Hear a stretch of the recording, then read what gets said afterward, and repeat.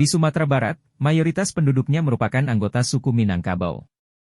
Berbicara mengenai tarian Sumatera Barat, tentu kamu akan langsung teringat pada tari piring. Padahal, ada banyak jenis tari tradisional lainnya yang tidak kalah menawan. 1. Tari Pasambahan. Kata Pasambahan secara harfiah artinya adalah persembahan. Sesuai dengan namanya, tari tradisional ini berfungsi sebagai persembahan untuk menyambut tamu. 2. Tari Piring. Para penari akan mengayunkan tangannya yang memegang piring dalam gerakan cepat dan teratur.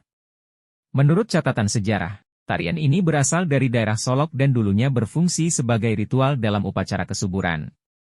Namun, ada juga yang menyebutnya sebagai ungkapan rasa syukur terhadap para dewa ketika masa panen tiba. Tujuannya adalah untuk berterima kasih atas hasil panen yang melimpah ruah. 3. Tari Payung.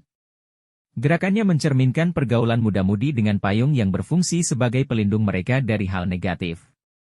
Tepatnya, para penari pria akan melindungi kepala penari wanita dengan payung selagi mereka menari menggunakan selendang. 4.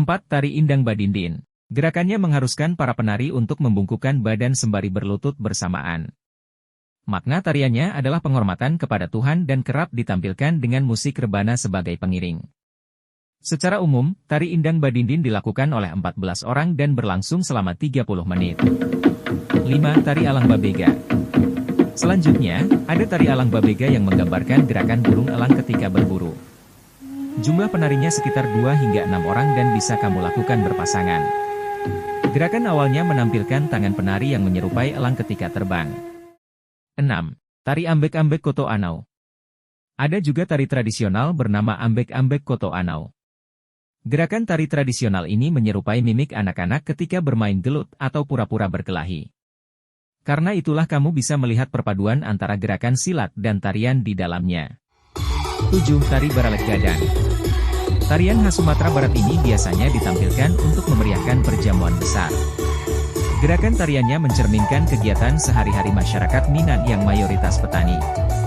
Ada gerakan yang menggambarkan di pagi hari, berangkat ke sawah, menanam padi, dan lainnya. 8. Tari Lilin.